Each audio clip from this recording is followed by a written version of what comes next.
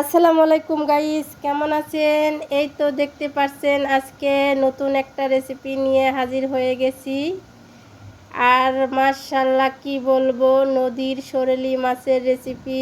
এভাবে আমি যেভাবে রান্না করেছি এভাবে রান্না করলে সবাই চেটে পুটে খেয়ে প্রশংসা করবে। এই তো বাজার থেকে সকাল সকালই টাটকা সবজি মাছ এনেছে আমার হাজবেন্ড। আর এই যে লাউটা অসাধারণ একদম কচি। আর আনছে কি, এই যে আমাদের ভাষায় আমরা বলি কদর, আর ঢাকার ভাষায় বলে ধন্দল। আর এই ধন্দল দিয়েই আজকে রেসিপিটা রান্না করব।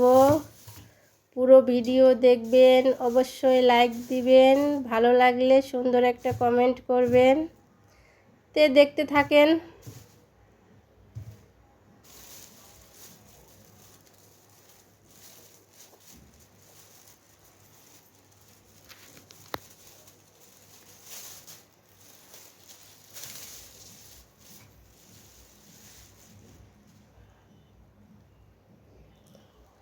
এই যে এখানে একটা তেলাপিয়া মাছ, ক্যামেরাতে অনেক ছোট লাগতেছে, মাছটা কিন্তু 1 কেজি ওজন। এই মাছের দাম 200 টাকা। তে আমি খেতে চেয়েছিলাম লাউ দিয়ে তেলাপিয়া মাছ, এই জন্যে আমার হাজব্যান্ড আনছে তেলাপিয়া মাছ আনছে, আর কচি লাউ আনছে। আর এখানে আনছে, এটা কি মাছ বলেন আপনারা অবশ্যই কমেন্টে জানাবেন। আমরা তো বলি গসই মাছ, আর যেটা বড় হয় অনেক বড় হয় ওইটারে বলি বাম মাছ। আর এই যে এখানে আনছে যমুনার নদীর সেই সরলি মাছ। অনেক দিন হয় নদীর মাছ খাওয়া হয় না, বা ঢাকা শহরে বাট পাওয়াও যায় না। তে এই যে আজকে পাইছে আমার হাজবেন্ড, তে নিয়ে আসছে। এই মাছটা কিন্তু আমাদের বগুড়ায় যমুনার নদী অ্যাভেলেবল পাওয়া যায়, কিন্তু ঢাকাতে পাওয়া যায় না। তো যাই হোক, আজকে পাইছে নেড়ছে, আজ এই মাছ দিয়েই সুন্দর একটা রেসিপি রান্না করব। কিভাবে রান্না করি পুরো ভিডিও দেখবেন, অবশ্যই ভালো লাগবে। তো মাছগুলো এখন আমি কেটে নিব। অফ ক্যামেরায় মাছগুলো কেটে ধুয়ে নিয়েছি, আর মাছ কাটতে কিন্তু আমার অনেক টাইম লেগেছে। তো এখন এই যে সবজিগুলো কেটে নিতেছি। আমি কি পাগল, আমার ঘরে কিন্তু এই যে সবজি ছেলা মেশিন আছে, এই মেশিন থেকে আমি বটি দিয়ে কিন্তু কাটতেছি। আমার মনে নেই যে আমার ঘরে যে সবজি কাটা মানে সবজি ছেলা মেশিন আছে। তো যাই হোক, এই যে ক্যামেরাটা আমি অফ করে এখন মেশিনটা খুঁজে বের করে নিলাম। এখন এই যে এই 20 টাকার এই মেশিন যার ঘরে আছে কাজটা কিন্তু অনেক সহজ হয়ে যায়। আমি কি কষ্ট করে আর কি ধন্দল গলে ছিললাম। আর এই মেশিন দিয়ে কিন্তু যে কোনো সবজি খোসা ছাড়ানো অনেক সহজ হয়ে যায়। এই যে দেখেন, একটা টান দিলেই শেষ। 10 মিনিটের কাজ কিন্তু 2 মিনিটেই করা যায়। আর এক আপু বলছিল যে আপু তুমি রান্নাঘর ধুয়ে কেন এই যে এখানে বেডরুমে তরকারি কাটো। আর বিশেষ করে আমার রান্নাঘরটা একদম ছোট, আর ওখানে প্রচুর গরম, আর আমি একটু আরাম পছন্দ করি, এই জন্যেই ফ্যান ছেড়ে দিয়ে যে আরামে কিন্তু আমি সবজি কাটাকুটো করি। আর কাটাকুটো করার পরে আমি কিন্তু রুম পরিষ্কার করে ঝাড়ু দিয়ে আবার মুছে নেই।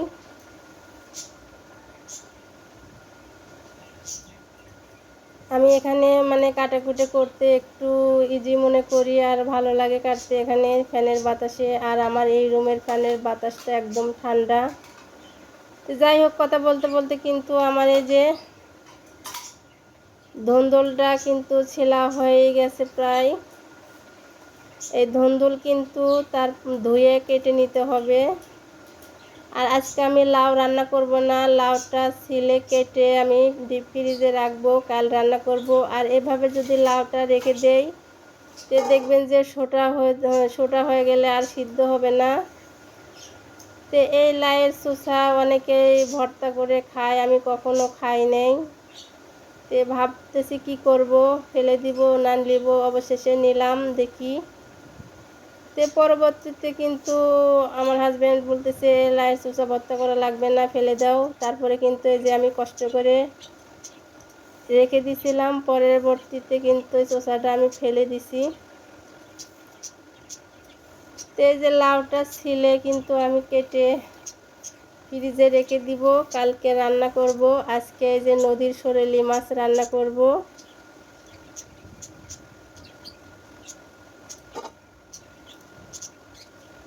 আর এই 20 টাকার মেশিন দিয়ে খুব সহজেই অনেক সুন্দর করে খোসা ছাড়ানো যায় যে কোনো সবজি।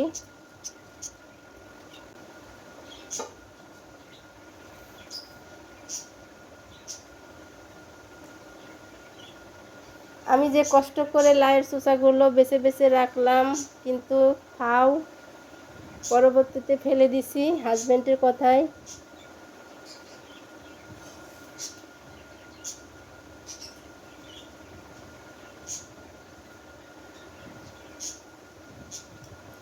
লাউটাও কিন্তু আমি ধুয়ে তারপরে কাটবো।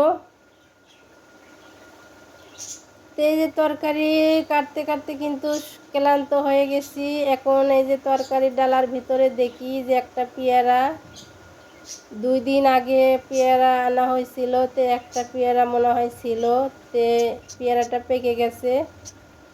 তো যাই হোক, আমি পেয়ারাটা আগে খাবো, তারপরে সবজিগুলো ধুবো, তারপরে সবজিগুলো কাটবো।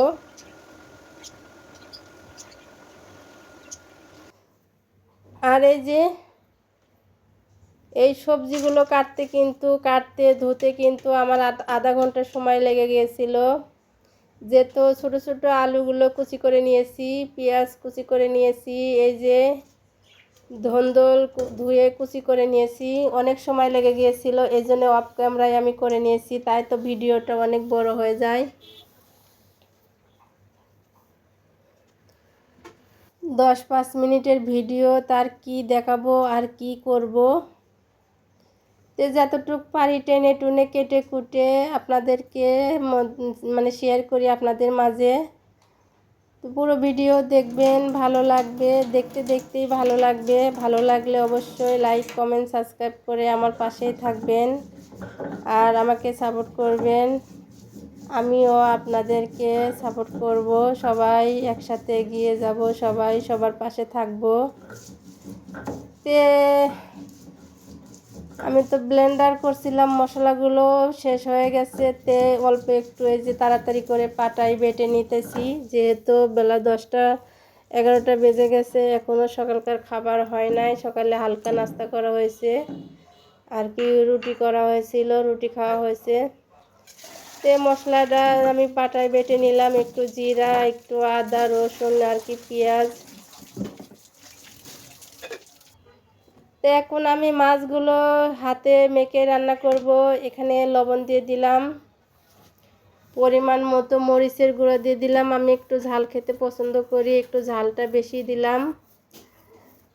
আর কি বলবো, কাঁচামরিচের তো অনেক দাম, কাঁচামরিচ দাম দেখে মনে হয় হাজব্যান্ড আনে নাই। যাই হোক, এই যে বাটাগুলো দিয়ে দিলাম।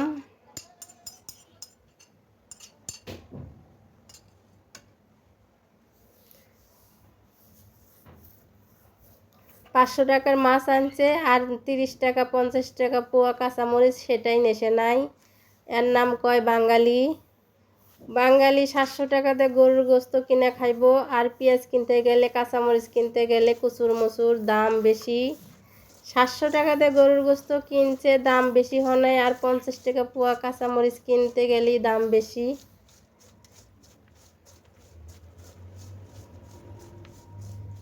আর যে নদীর মাছগুলো, এই মাছগুলো কিন্তু আনছে 250 মাছ আনছে 150 টাকা দিয়ে।